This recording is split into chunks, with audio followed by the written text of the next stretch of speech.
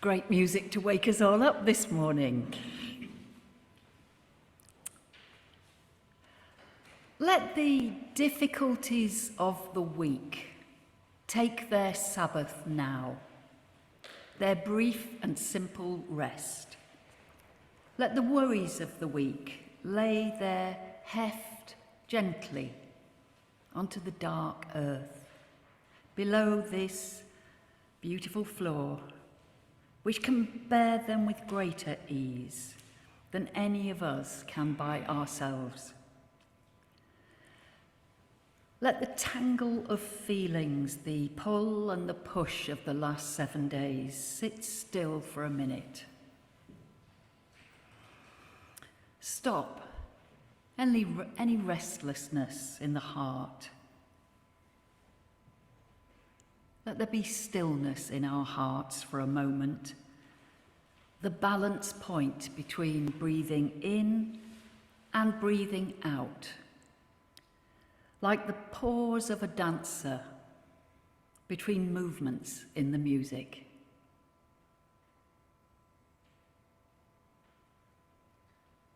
So good morning, everybody. Good morning and welcome to this Sunday morning gathering of Kensington Unitarians here in person in Notting Hill in London, as well as online. And a special welcome to those of you joining us via Zoom. It's really good to have you with us. And to anybody listening to this as a podcast or watching a video on YouTube in the future. It's good to think of this congregation stretching outwards in time and space like this. So I hope you're all comfortable wherever you are. If we've not met before, I'm Sarah Tinker, a friend and member of this congregation that I used to minister with a few years ago. It's always good to be back. Well, let's take a moment to settle ourselves in the here and now, wherever that may be for you. Aware as we are of that tumult of the life of the world churning along, too often in discord, yet we can together create a time of peace and harmony, making this a sacred time by our togetherness. And if you like doing this, let's take a conscious breath now. And as we breathe out, let's release anything that's burdening us. Let's sense an easing, if we can, a release of tension, a softening of our hearts.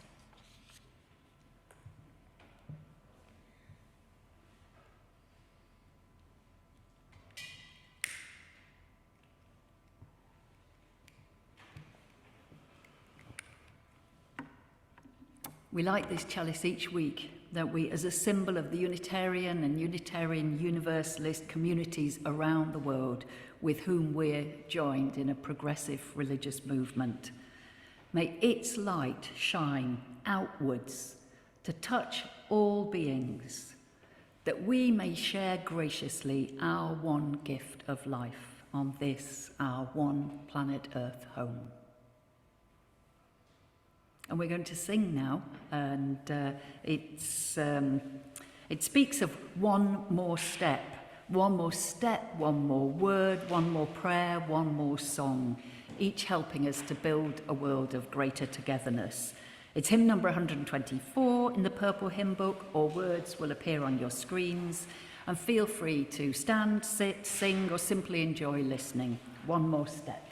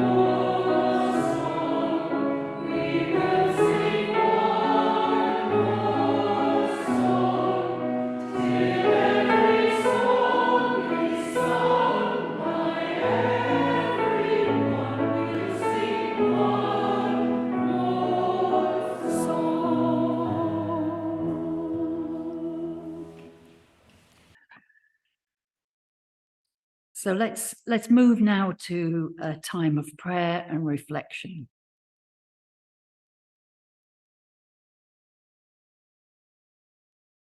So let's join now as I call on the divine spirit of life and love to be with us now and to bless all that we say and do together here this day. Let each of us in our own way align ourselves with all that we hold to be of greatest worth.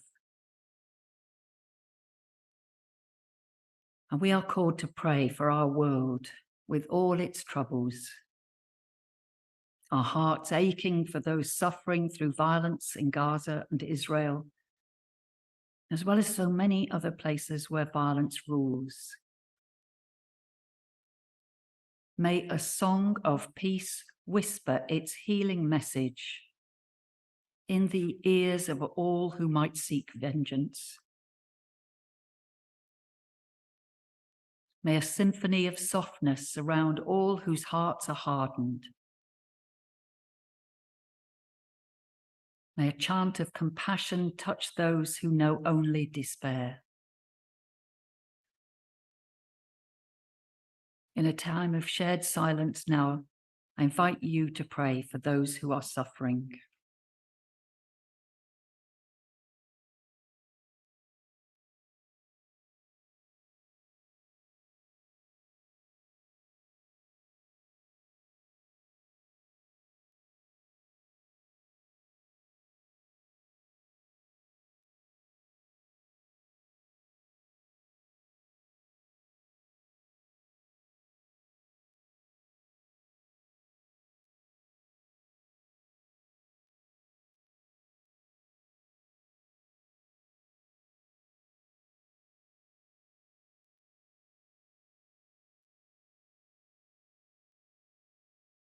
May each of us be blessed with the courage and the commitment to keep singing out a message of justice and love. May we discover within us the simplicity of stillness and harmony, that quiet, calm center in the midst of all the demands of our inner and our outer lives. And may each of us find our own song of the Spirit that can sweeten life. On this day, may everyone know the comfort of a loving presence and a helping hand. And may this be so for the greater good of all. Amen. So may it be.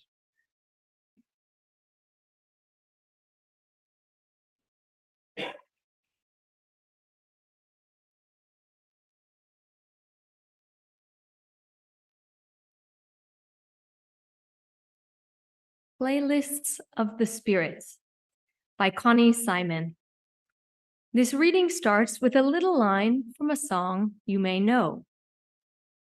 When you know the words to say, you can sing though a deer, a female deer. Beautiful. I was wondering how we'd stop this. Okay. So some of us may instantly recognize that as the first line of the song Do, Re, Mi from The Sound of Music, written by the famous Oscar Hammerstein. You may even be able to picture Julie Andrews, oops, Maria, telling the Von Trapp children that these notes are the tools we use to build a song. Once you have these notes in your heads, you can sing a million different tunes by mixing them up. After which, of course, she bursts into song. Within 3 minutes, they're all harmonizing and parading through the streets and waterways of Salzburg, having a good old time. I know it's corny, but it's true. Think of all the music you know. Every song you've ever sung or danced to or heard on the radio. Every single one of them is a different arrangement of the same notes.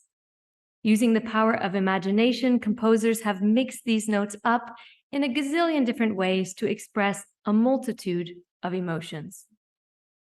No matter how I'm feeling, happy or sad, sick or well, fragile or unbreakable, loved or unloved, I turn to music. Music is my solace and my comfort, the one thing that's always with me. I feel its vibration deep in my soul. It's my spiritual practice. Music can calm me, excite me, and sometimes its beauty even moves me to tears. I have playlists for exercising, celebrating, mourning, driving, house cleaning, and some for just being. From Bach to James Brown, there's an arrangement of those same notes for every occasion in my life, including the hard times. Music tells the story of my life. I recently went through a really rough patch. I was recovering from an accident and still trying to keep up with school and my other responsibilities. I felt out of control and lost. Once again, music saved me. I played quiet, soothing music when it hurt to move. I sang inspirational gospel music for encouragement when I began to stretch my sore limbs. Today, I listen to thumping hip hop as I work my muscles back into shape. I'm forever grateful for my music, those do, re, mi's that fill my soul and provide the playlist for my life. This reading by Connie Simon ends with a short prayer.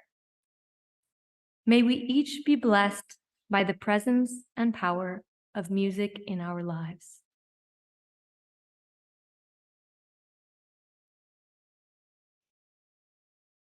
And maybe you'd like to be thinking of what your favorite music is.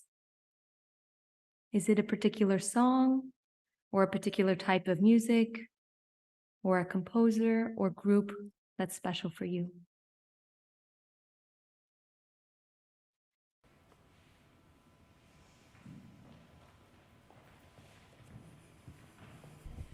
Thank you, Hannah. That was great. We get to sing again now, I do believe. Our next, let's just check. Yeah, this next hymn, well, when I was thinking about my favourite music, I was thinking, yeah, hymns are some of my favourites, because I suppose I've sung more songs in church than anywhere else, and I just really like singing with other people. So see what you think of this one. It's actually a little bit mournful, perhaps, but I reckon it's got inspiring words written by Frank Clabban, who was one time minister with this congregation. It's number 61 in the Purple Book. Let's sing Here in This Moment song.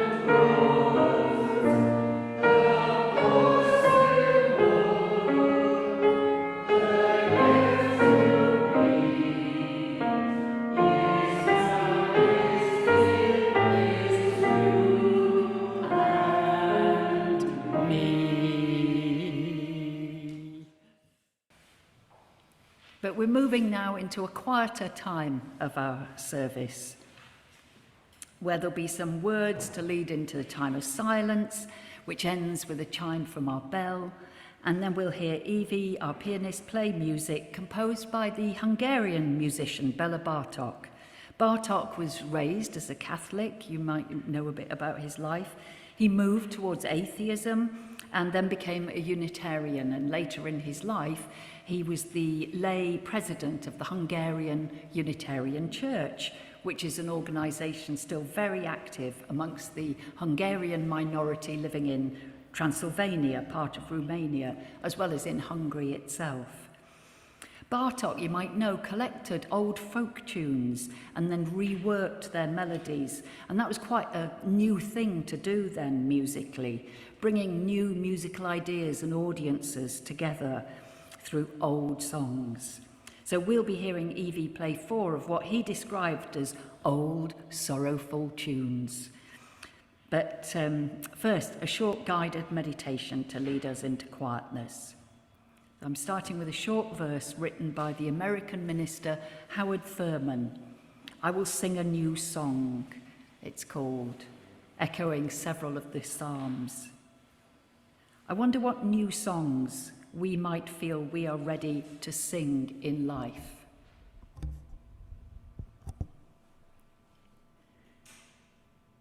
The old song of my spirit has wearied itself out. It has long ago been learned by heart. It repeats itself over and over, bringing no added joy to my days or lift to my spirit. I will sing a new song.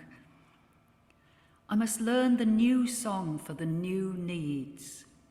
I must fashion new words born of all the new growth of my life, of my mind, of my spirit.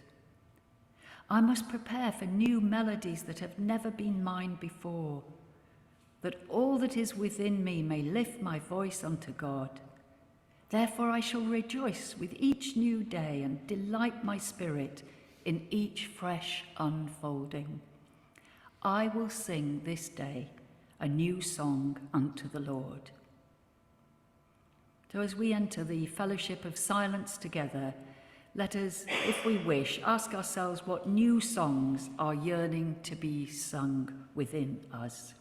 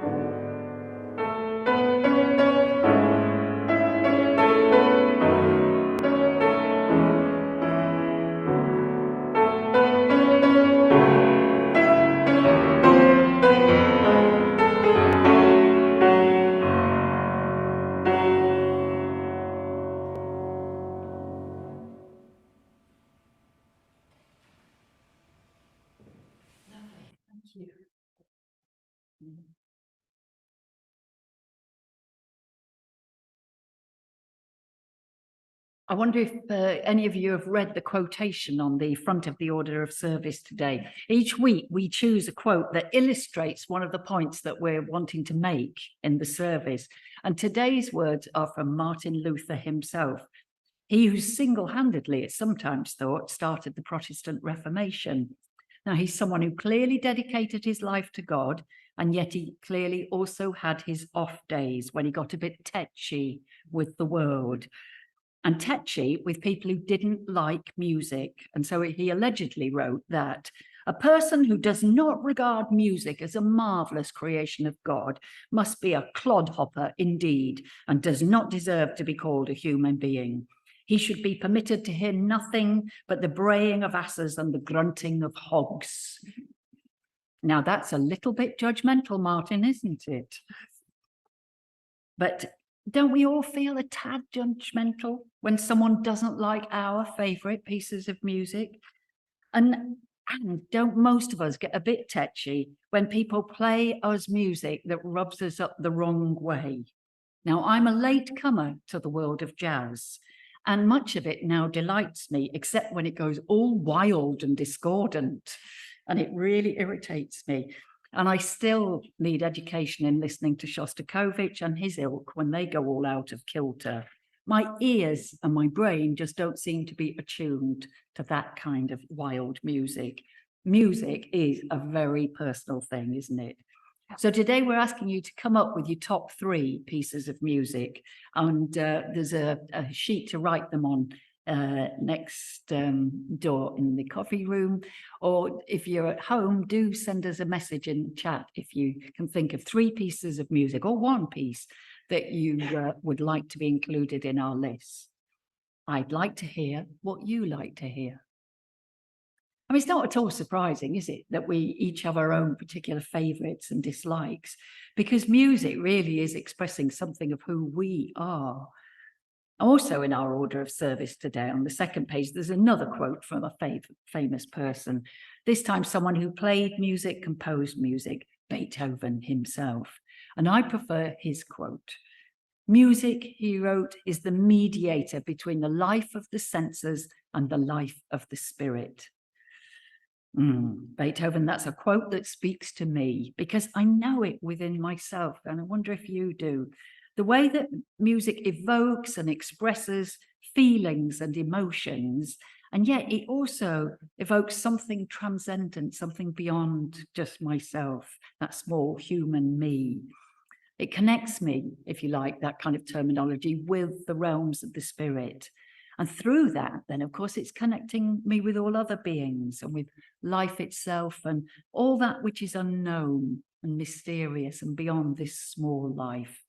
I think music connects us with something greater than ourselves.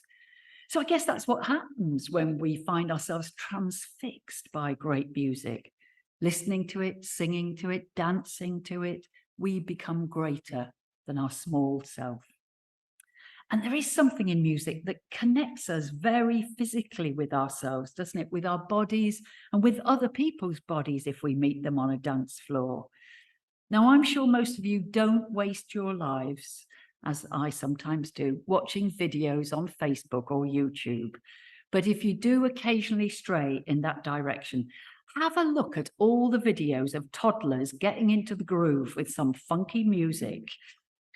I don't think that they've learned about swaying their hips from watching their elders. I'd say that ability to respond within our bodies to music, it's inherent in us. It's a natural form of expression. And yet as toddlers, of course, we then very quickly learn the mores, the rules of our particular societies, which is why it pains me, and I guess many of us, to think of social settings and societies where music is frowned upon or even forbidden, where a dancing toddler would be quickly stopped from dancing, and where a singing child would be reminded, we don't sing. And I think of the people then who, against the rules, play instruments, listen to music, live or recorded, whenever they can.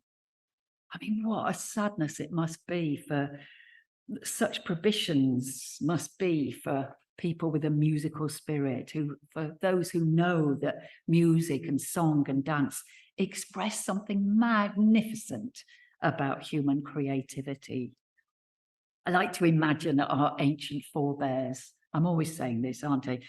Yeah, the ones even before Homo sapiens. Scholars reckon they had music. They had rhythm, they had sound as part of their rituals and their celebrations, their mourning and their honoring of the dead, their times of transition. Imagine the makers of those earliest instruments with flutes made from reeds or carved from bones, sticks brought together to keep the beat, voices freed to express a yearning for or pleading to unknown realms, a gratitude perhaps for life itself. So I wonder what part music plays in all of your lives. I mean, looking around, I know there are people here who sing in choirs, who enjoy music here at church. Some of you play instruments and have extensive music collections that mean a great deal to you. And we use music sometimes, don't we, to take us back to earlier times in our lives when particular music and musicians meant such a lot to us. I wonder if many of you have been enjoying listening to the technical masterpiece of a new Beatles recording, reworked from much earlier recordings. It's called Now and Then, and you can hear it online, and it's full of nostalgia for the likes of me. But on the front of this order of service, it mentions St. Cecilia. So what about St. Cecilia, known as the patron saint of music and musicians? She who inspired today's service. If you want to know more about saints in general, then I can highly recommend a listen or a read of a service held here back on October the 29th, when your minister Jane Blackwell was exploring the topic of saints. Fascinating and really quite funny at times. Well worth a read or another listen. If you've not discovered the treasure trove of old service scripts on our website, there are many, many gems there. So Cecilia's Saints' Day is on November the 22nd, this coming week. She's remembered for her great piety, for her love of music. It's said that on her wedding day, when she was being forced against her will to marry a pagan king, she spent the entire day singing hymns to the Lord. That will have gone down well, won't it? But it did go down well. The king was so impressed by her beautiful voice that he promptly converted to Christianity. Cecilia is particularly connected with organ playing. And if you look at this sweet picture of her on the front of today's order of service, it shows her with an adoring cherub looking on as she plays an early organ. So these stories of St. Cecilia's life and martyrdom have inspired both artists and composers throughout the centuries. Do have a listen if you like this sort of thing to pieces of music written for her by Handel and Purcell, for instance. And do have a think about your top 3 pieces of music and write them down for us all in the hall after the service, because our musical choices are expressions of us. And it's good to share, isn't it, a bit of who we are with one another. Music connects our emotions with the realms of the spirit, as Beethoven told us, and music also connects us with one another. We live, don't we, in a world that so needs greater connection and a better understanding of our shared humanity. And I reckon that music may help it be so. Amen. Right. Let's get full agreement on what we're singing now, Evie. It's number 70 in the Purple Hymn Book. And this week is London Jazz Week. The capital city has been full of some great musical treats, and there's plenty still to listen to on the radio and online. So I found the jazziest hymn tune that I could find in the hymn book. It's number 70, it's called I Wish I Knew How, and we're going to have it with an upbeat tempo, and we'll just do our best to keep up. Wishing we knew how.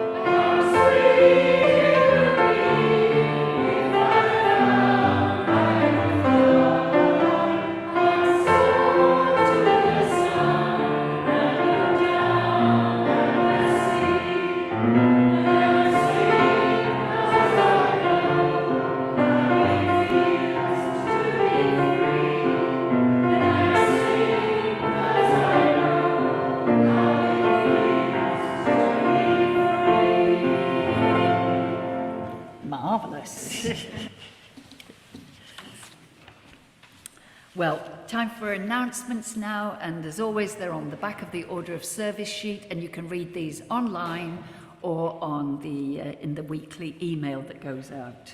Do sign up for that.